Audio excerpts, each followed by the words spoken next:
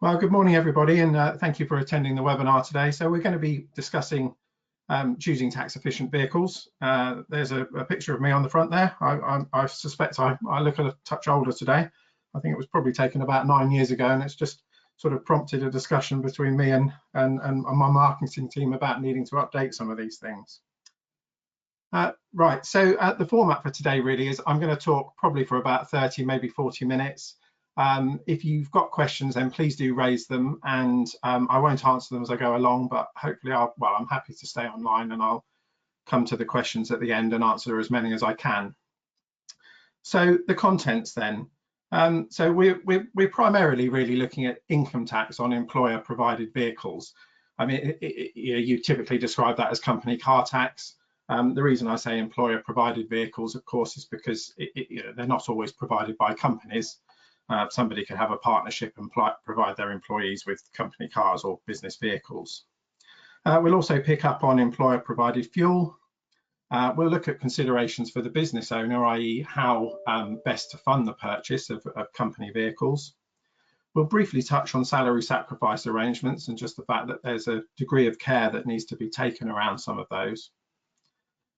Then we'll move on to pool vehicles, and then finally we'll just sort of look at the balancing really between having your own car versus a private car. So income tax then. So the basic point is that if you're provided with a car as an employee or indeed a director, and it's available for your private use, then you will suffer a taxable benefit. And that benefit is computed based on the list price of the car plus a percentage, which is primarily based on its CO2 emissions.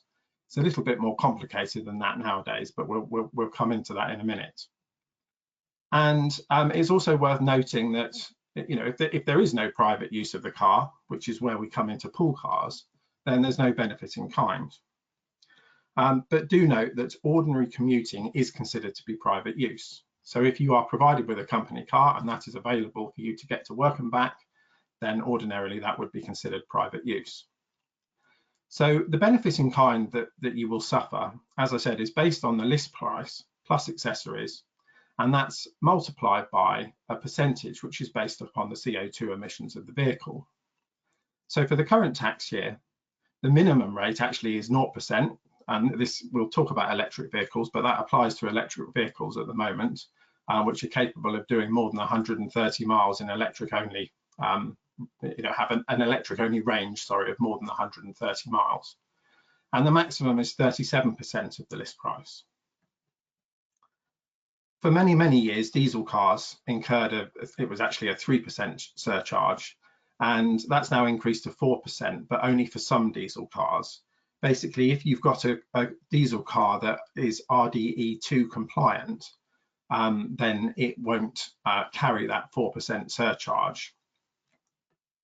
My understanding actually is that all diesels from 2021 will have to meet this standard. So I think the diesel surcharge will become something that doesn't apply to new vehicles from next year. But obviously, if you've got older vehicles, it will still need to be taken into consideration. So actually, we have slightly different rates now that are published, these percentages, for cars which are registered pre and post April 2020.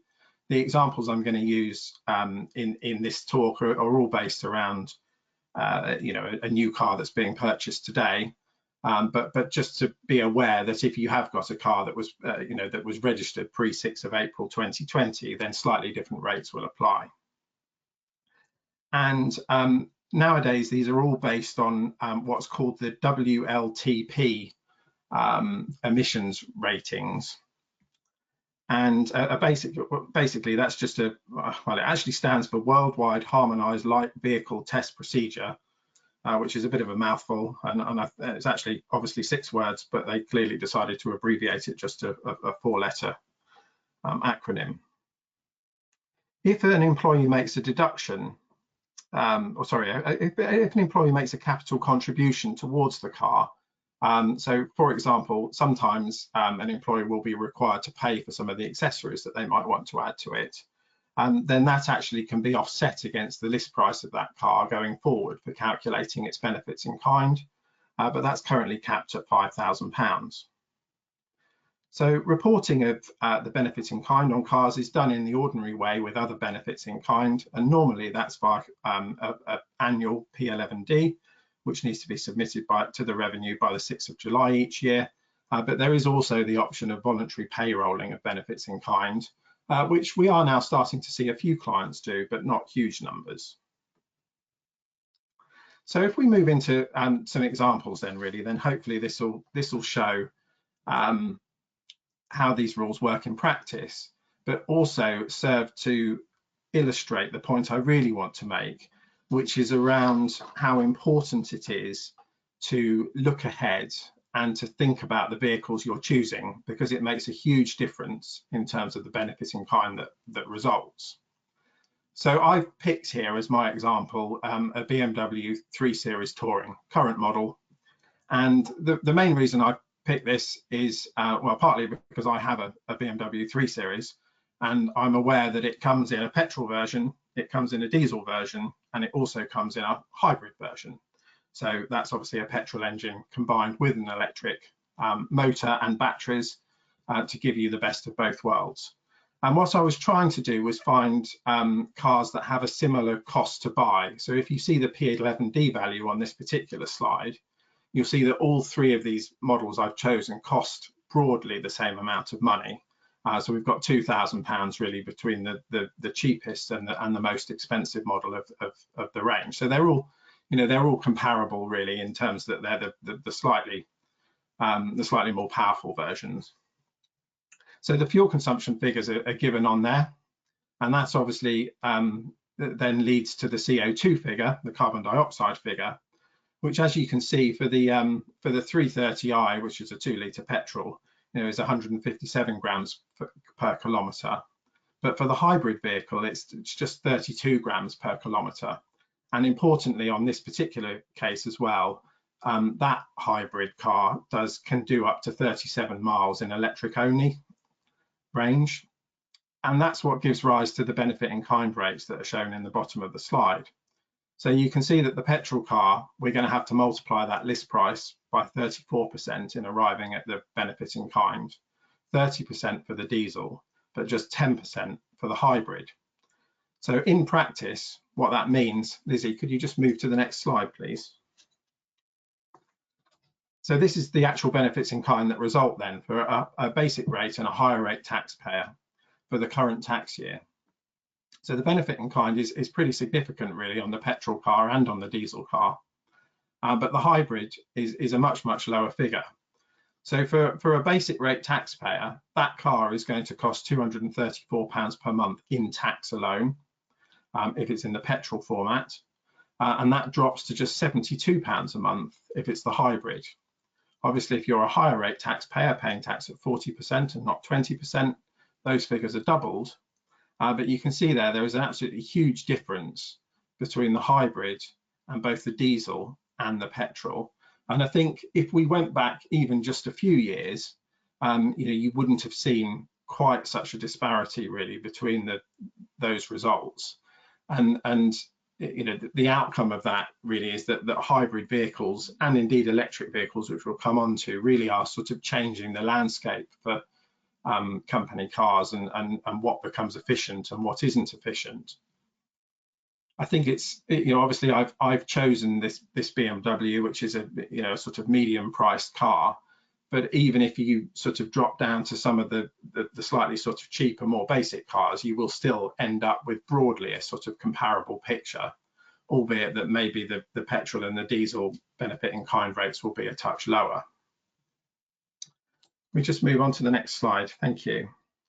So the other point, I'm still sticking with the example here, and is this thing about sort of looking ahead when you specify company cars, because the government tend to publish the rates looking 2 or 3 years ahead at least, so that company car fleet managers, etc., when they're choosing their vehicles, can look at not only the position today, but also look at what the position is going to be over the next, say, 2, 3 years, 4 years that they're going to run those cars. So it's actually quite a sort of straightforward picture at the moment, at least as far as this car is concerned. In recent years, there's been some quite sort of significant changes between the regime from one year to the next. But actually, what we're sort of back to currently really is that basically every year the emissions thresholds are just tightened that little bit further. And for this particular car, what that means is that every year, and no matter which model you specify, the benefit in kind percentage is going to increase by 1% each year.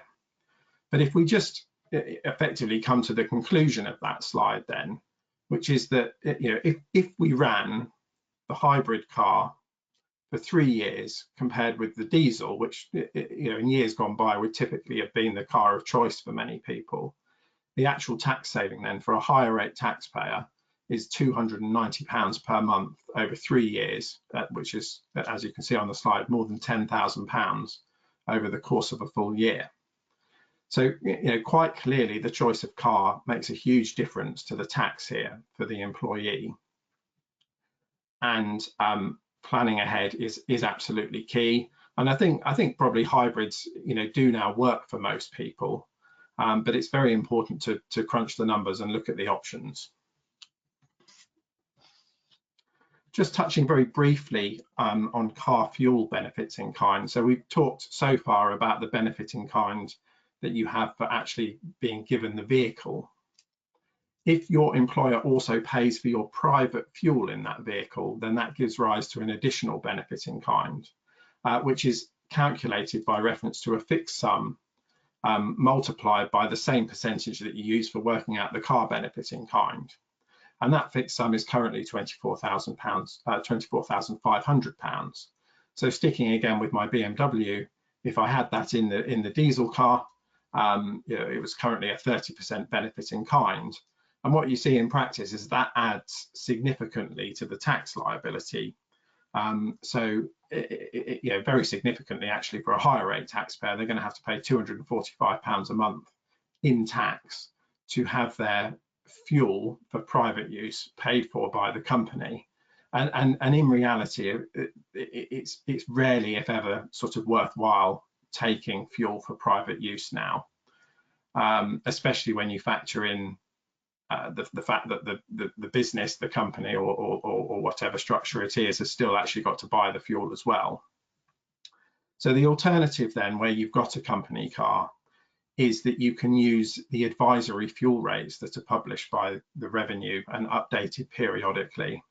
And they can be used in a number of ways. So it could be the case that actually individuals are provided with, say, a card, and the company meets all the cost of the fuel initially, but they then have to keep detailed records, and then they have to make good their private use to the business. Or indeed it can work the other way, and you can record your business mileage, and then the business can pay you those, based on those rates, an amount for your fuel for your business mileage only. If you do have to make good your private mileage because it's paid for by the employer initially, then you need to do this by 6th of July, following the end of the tax year on the 5th of April. So as I said, car fuel benefit in kind is rarely worthwhile. So if we could have the next slide, please. I said I was going to come on to electric only vehicles.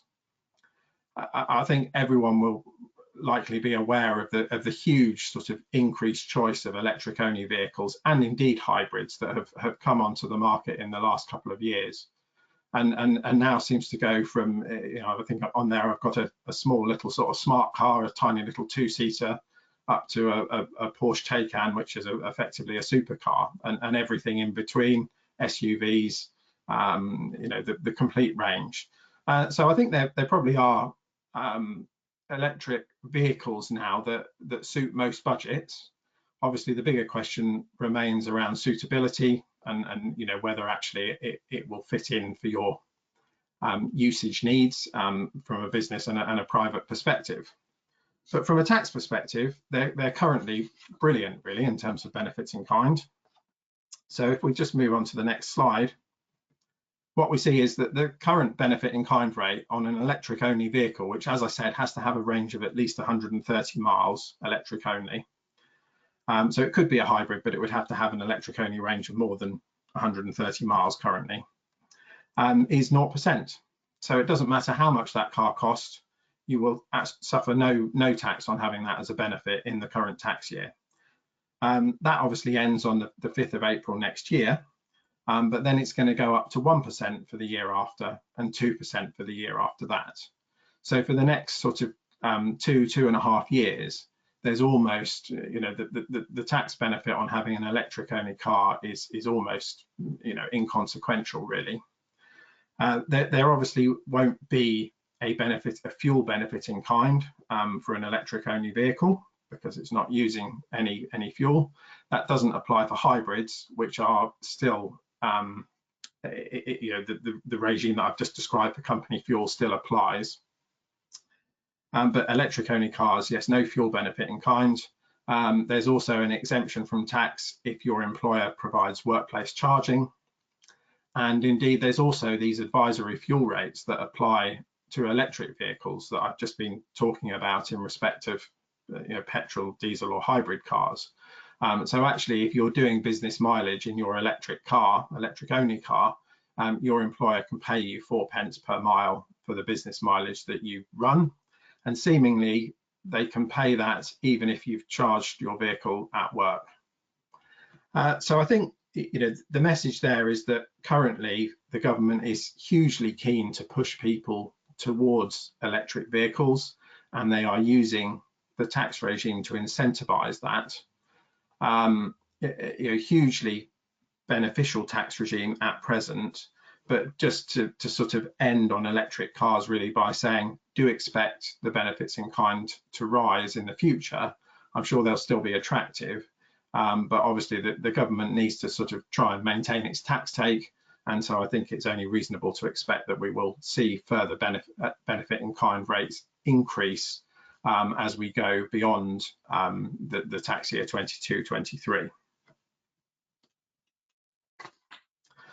Next, I just wanted to cover off vans. Obviously, so far we've talked about cars exclusively. Many businesses provide vans for their employees to use for work. And in certain circumstances, they're also available for private use, and they have a separate regime. You'll be pleased to know it's certainly quite a lot simpler than cars. And basically, where private use is restricted, then, is restricted, which is defined as insignificant private use, then actually no taxable benefit arises through having a van. So insignificant private use is not specifically sort of defined in the legislation, but the revenue give examples of what they would consider that to be. And I think the main point to note there is in this case, and again in contrast with company cars, ordinary commuting to or from work in your van is permitted as insignificant private use that won't result in a van benefit in kind being charged. Some of the guidance is a little bit sort of vague, but it sort of says that occasional use to perhaps do a run to the tip in your company provided van wouldn't give rise to a van benefit in kind. Doing the weekly shop in it apparently would. I'm not sure exactly how that works. If it's on your way home, I would suspect that that's okay. But I think that the key point to take away is that if you don't want there to be a van benefit in kind, then as an employer, you should have a formal use policy in place. And that should include effectively seeking signed declarations from the individuals that they won't be using those vans for private use, other than as is permitted, as we've said, for commuting, etc. And I think the revenue would also expect to see sort of some degree of monitoring going on. And indeed, we have known them to sort of request and review mileage records or tracker records and things if those are submitted. So that's the sort of basic position where there's no benefit in kind. Where the van is widely available for private use or generally available for private use, then the benefit in kind is in most cases currently a flat £3,490. Which has a tax cost for a basic rate taxpayer of £58 per month. If the van has no CO2 emissions when driven, i.e. it's electric or otherwise powered, then currently the benefit in kind is reduced by 20% to 2,792. but it's proposed that from 21-22, so from the 6th of April next year, that will drop to 0. And again, there's potentially a fuel benefit in kind, and that applies automatically where the van benefit in kind arises, £666 benefit. So it doesn't add massively to the overall tax burden. Again, with vans, reporting is normally via P11Ds, or there's the option of voluntary payrolling of benefits, but where there is no benefit in kind, then there's no need to make a report. One question we see come up quite often in practice is actually around certain vehicles. Do they fall to be treated as a car, or are they a van? And the classic case of this really is what's called a dual or a double cab pickup off-road type vehicle, as pictured in the slide. And these can cause rise to some confusion, and the point really is that if you are contemplating buying one of these and expecting it to be taxed as a van, then you need to just spend a little bit of time making sure that it will sit the right side of the line. So the basic sort of test really is that if it is suitable for private use, and of course these double cab pickups, there's nothing that makes them inherently unsuitable for private use, then they must be primarily designed for carrying goods or burden. And as a sort of general rule of thumb is, if you've got these sort of double cab pickups, if they've got a payload of more than a ton, then they're often classified as vans. Whereas in contrast, most sort of luxury 4x4s that you get would almost always be really classified as a car. So as I said, the important point there really is to take some advice prior to purchase. And I've just put on the slide there a reference to HMRC's manuals, which if you were to type that into Google, would bring up some of the HMRC commentary on this particular issue.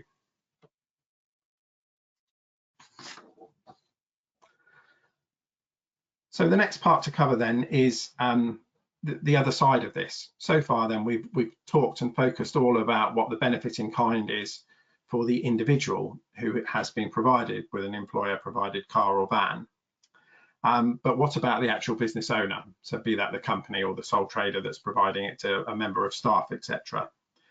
And again, this is where we see some quite significant differences in the tax treatment that come in, and are primarily linked back again to the emissions that link to that vehicle.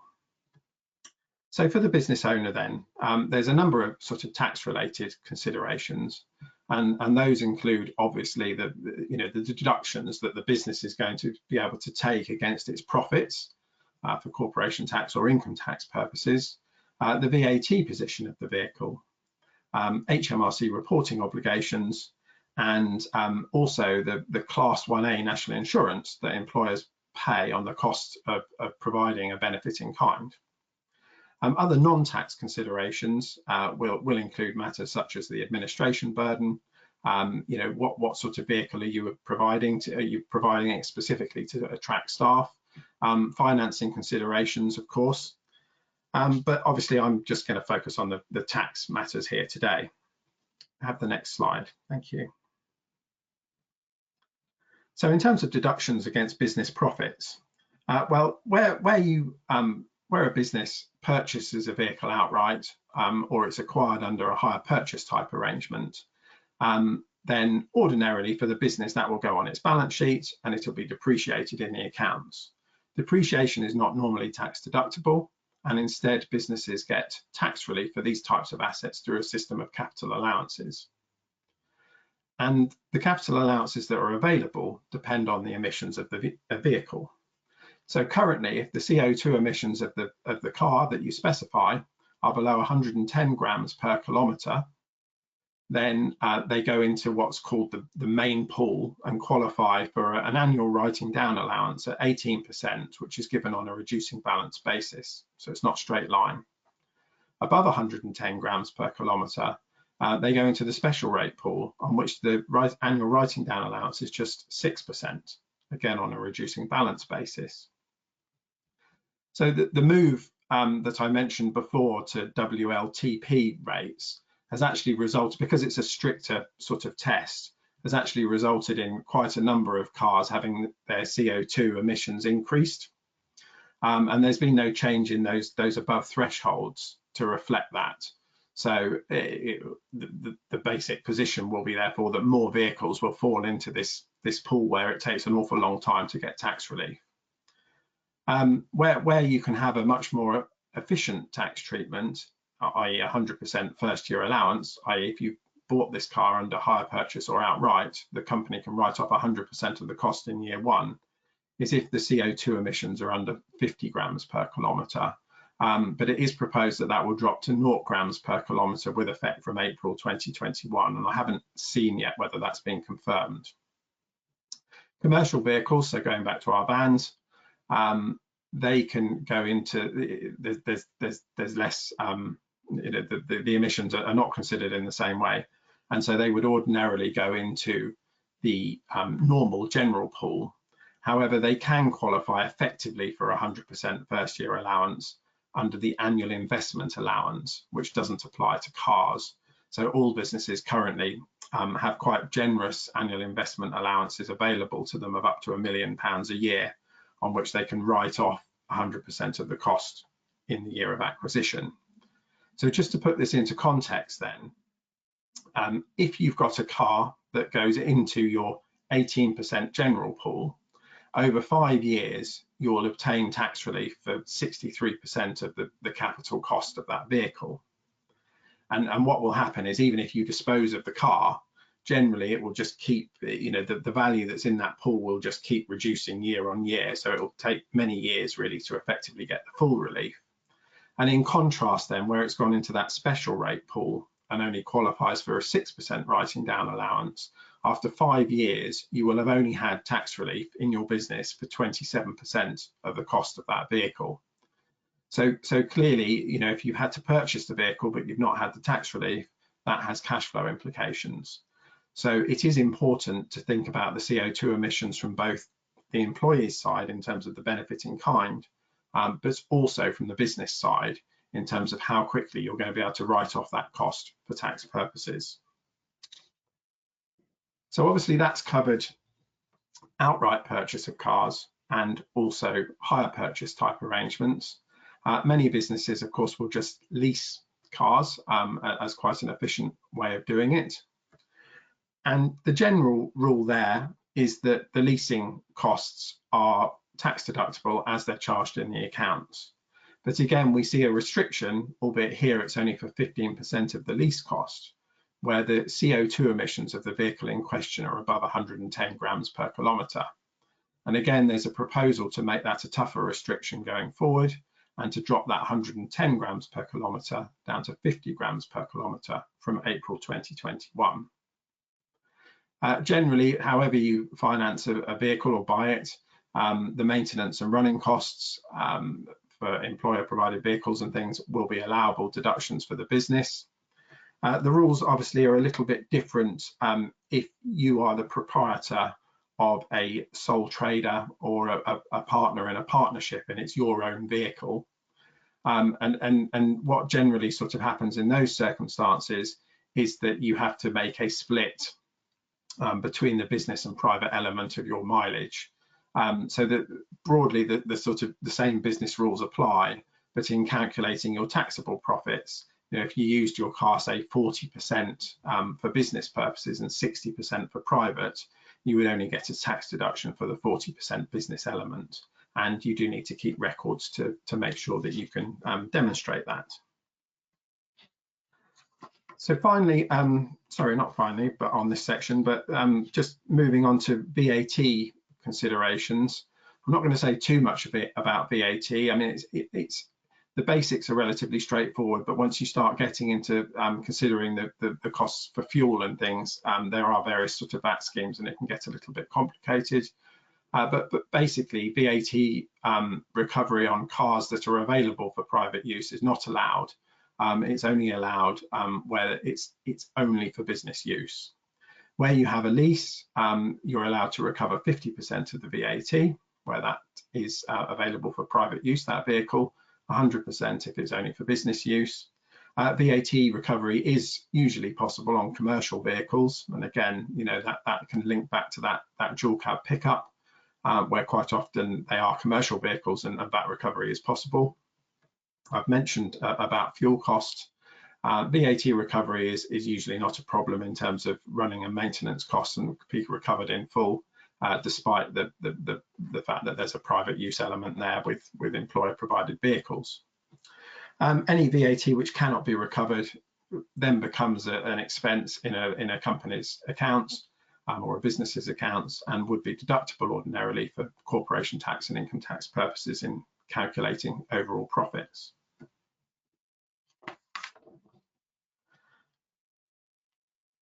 So we also mentioned that employers pay national insurance, Class 1A national insurance.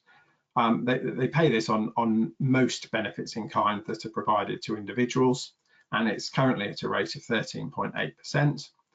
And that applies to company cars in the ordinary way, effectively. So if the benefit in kind, I've just gone back to my example here with the BMW and the three different types, the three different engine types, then the employer will have to pay Class 1 national insurance on that provision of that benefit, in addition to the tax that the individuals suffer. And again, of course, given that is linked back to the same percentages, you end up with the hybrid being much more tax efficient for the business, because you can see there that for the current, it says on there 2017-18, it's not, it's actually the rate for the current year. The employer Class 1A national insurance is just £592, with the hybrid being much closer to £2,000 for either of the other two models. So again, that benefit in kind percentage that we keep coming back to applies and drives the tax treatment. I said at the outset that I was just going to briefly touch on salary sacrifice arrangements, otherwise termed optional remuneration arrangements, OPRA. And I don't want to go into too much detail on this, other than to say that care is needed.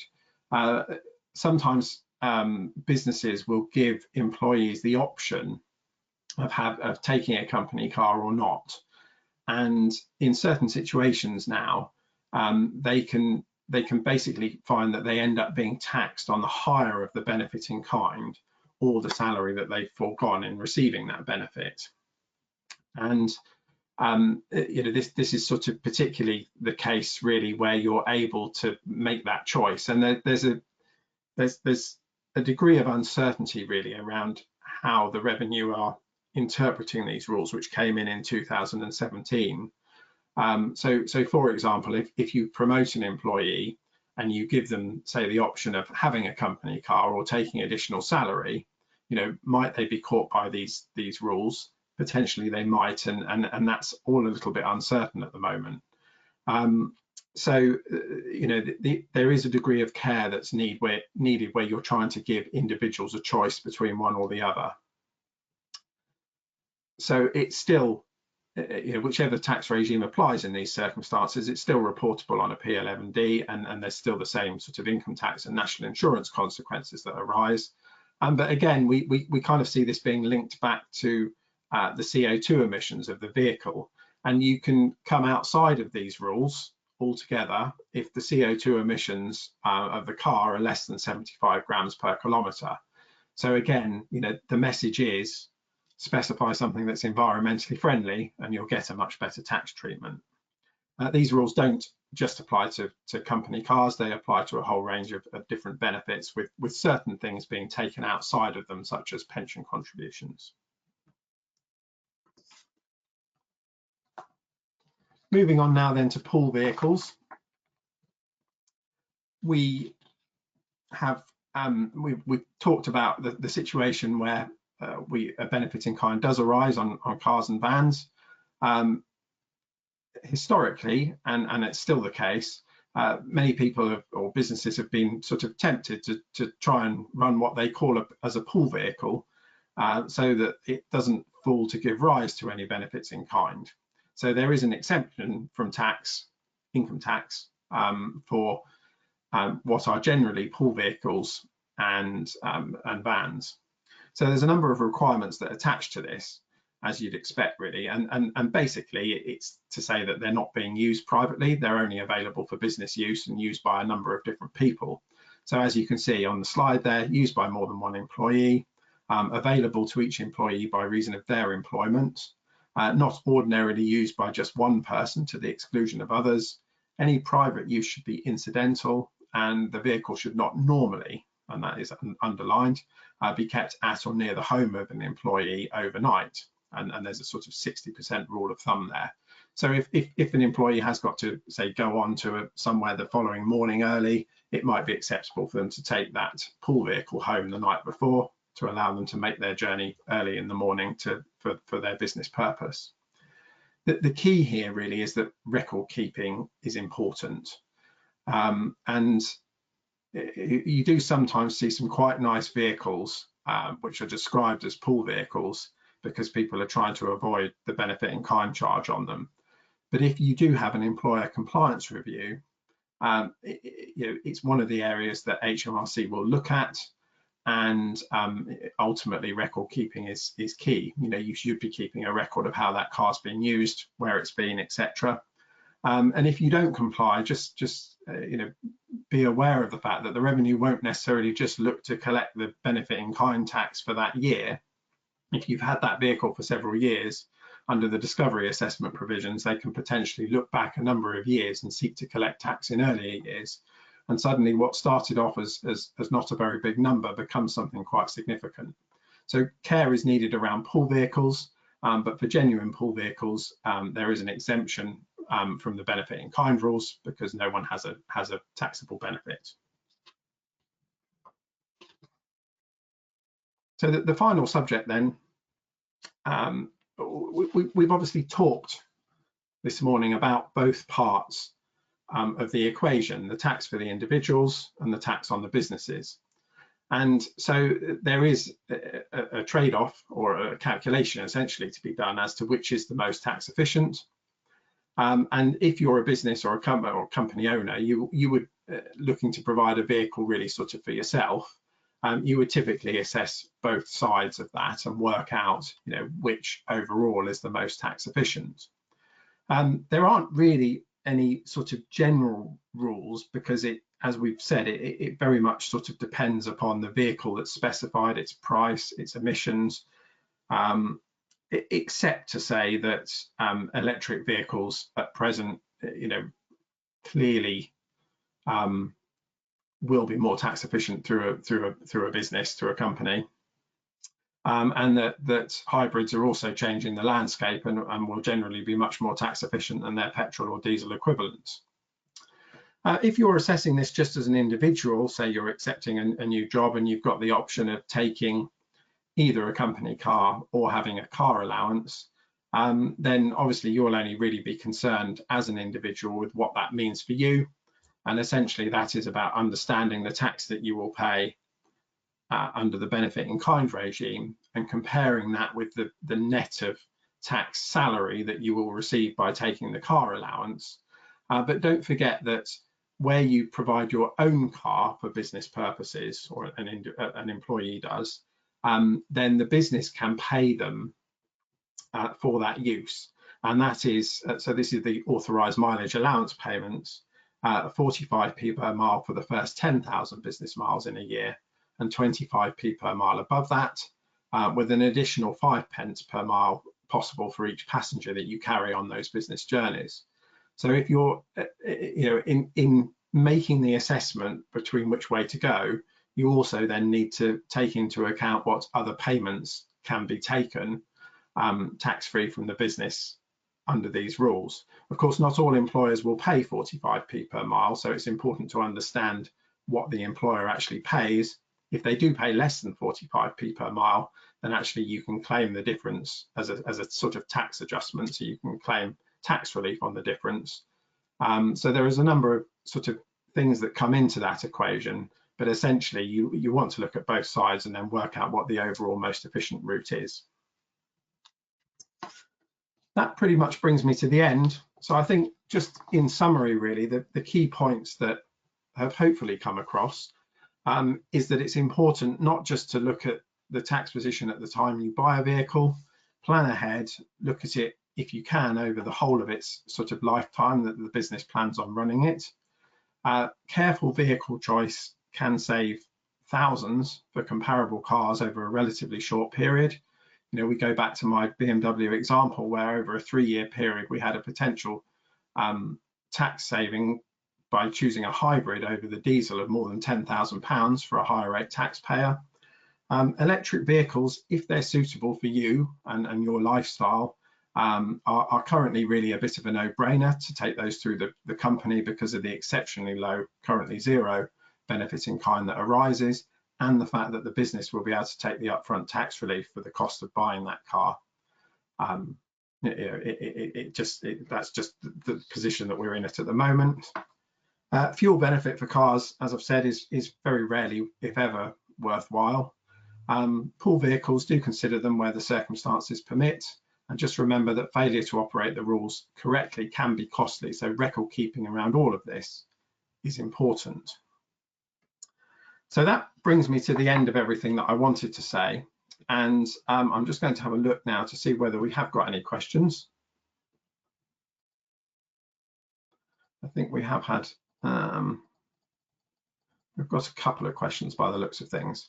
So the first question was, can you estimate the tipping point for economic purchasing of an all-electric car, please? Well, I think as I've hopefully sort of conveyed over the course of the talk, I don't think there really is likely to be a tipping point at the moment. You know, electric vehicles are hugely tax efficient as company cars, and I think are a bit of a no-brainer really. So if that fits your lifestyle, I think that would be the way to go at this particular point in time. And the second question then, hi, is there a government official list where I would be able to choose my car based on the official figures? So all cars have to have their CO2 emission data published. And it is important to note actually that they're so sort of specific nowadays that it can actually change by typically sort of 1 or 2%, just depending on what options you choose to have fitted to that vehicle. So if you go online, you will find that there are sort of various websites and things where you can look at the CO2 emissions of a car. And I've got a feeling actually the Revenue also have a sort of online checking tool available as well. But really, you know, going back to the manufacturer and seeing what they publish for their car is the way to go. So I think that's probably it for the questions. So I think that brings me to a close. So I think thank you for listening. I hope there's been some useful content in the webinar. And if you do have any queries, you've got my email address there. So please feel free to drop me a line. Thank you very much.